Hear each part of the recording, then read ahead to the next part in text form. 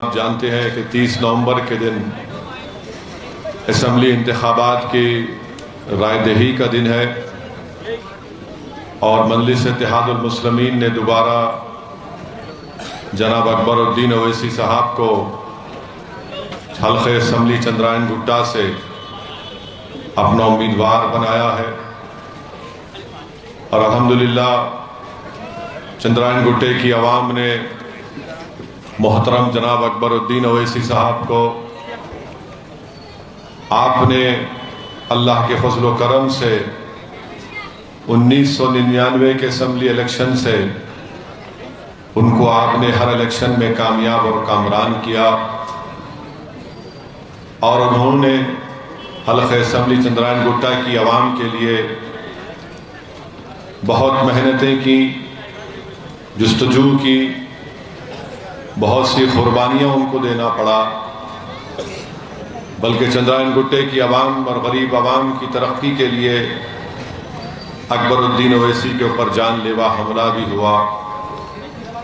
مگر اس کے باوجود بھی اکبر الدین اویسی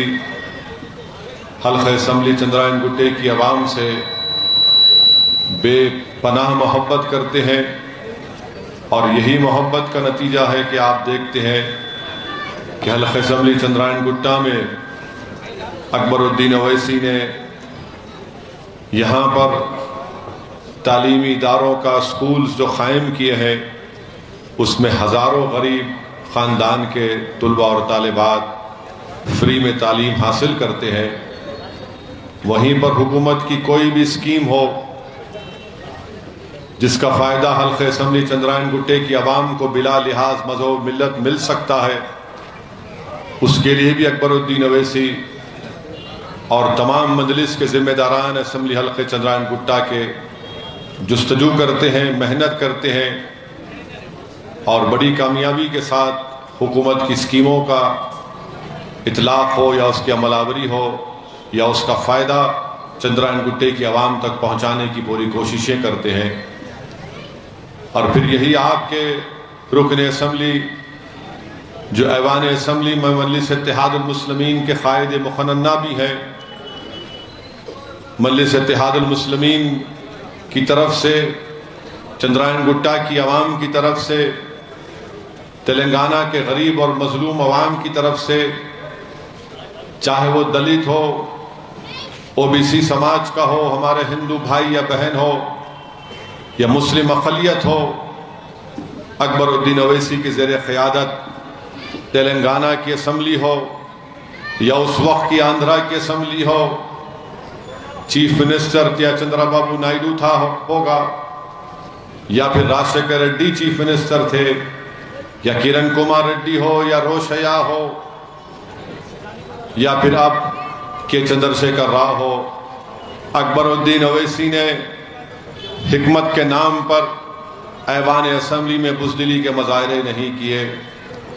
جہاں پر ہم نے راجشیکھر ریڈی کے زمانے میں انفرادی طور پر راجشیکھر ریڈی کی شخصیت سے متاثر ہو کر ان کا ساتھ دیا، مگر جب راجشیکھر ریڈی کی حکومت غلطی کرتی تھی تو اکبر الدین اویسی بے باکی کے ساتھ راجشیکھر ریڈی کے حکومت کے غلط فیصلوں کو ایوان اسمبلی میں اٹھاتے تھے، اور یہی حق گوئی اور بے باکی کی وجہ سے اس وقت کی کانگریس کی حکومت نے ایک سازش کے تحت اکبر الدین اویسی کو جیل میں ڈالا۔ اس وقت کی کانگریس کی حکومت نے اکبر الدین اویسی کو عادل آباد کی جیل میں 40 دن رکھ کر اور ایسے ماحول میں اکبر الدین اویسی کو رکھا، جب ان پر جان لیوا حملہ ہوا تو آج بھی اکبر الدین اویسی کو اپنے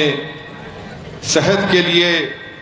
جو تکالیف ان کو آج بھی سامنا کرنا پڑتا،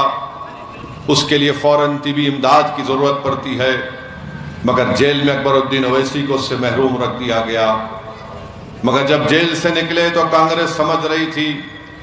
کہ ہم نے اکبر الدین اویسی کو ایک سبق سکھایا، مگر کانگریس یہ بھول چکی تھی کہ جس شخص کی تربیت سالار ملت علیہ الرحمہ نے کی، جس گھر میں اکبر الدین اویسی نے سیاست کو سمجھا اور سیکھا، ان کو یہ سمجھایا گیا کہ ہمارے بزرگوں نے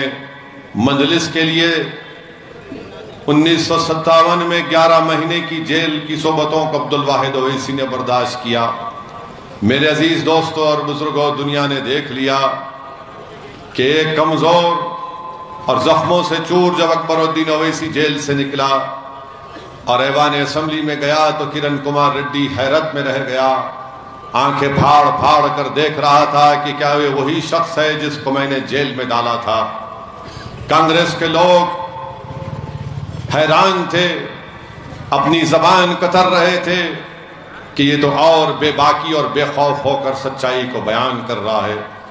میرے عزیز دوستوں اور بزرگوں، اللہ سبحانہ و تعالیٰ کا کرم ہے کہ اللہ سبحانہ و تعالیٰ نے مجلس اتحاد المسلمین کو ایسے بے باک ایم ایل ایز اور قائدین سے نوازا۔ میری آپ سے گزارش ہے کہ آپ پہلے سے زیادہ تعداد میں بلکہ ایک تاریخی اکثریت کے ساتھ مجلس اتحاد المسلمین کے امیدوار کو چندرائن گٹے کے کامیاب اور کامران کرے۔ لوگ آئیں گے اور چلے جائیں گے میرے عزیز دوستوں اور بزرگوں، مگر جو کام اب تک اکبر الدین اویسی بحیثیت رکن اسمبلی چندرائن گٹے کے کیا، اس کا ریکارڈ کوئی نہیں پیش کر سکتا۔ 19 سال بھی کوئی چندرائن گٹے کے ایم ایل اے تھے، مگر ان کو یہ توفیق نہیں ہوئی کہ وہ یہاں کی عوام کے لیے تعلیم کے میدان میں ہو یا ایوان اسمبلی ہو یا ہر میدان میں کوئی اس طرح کا کام جو مجلس کے ایم ایل اے نے کیا۔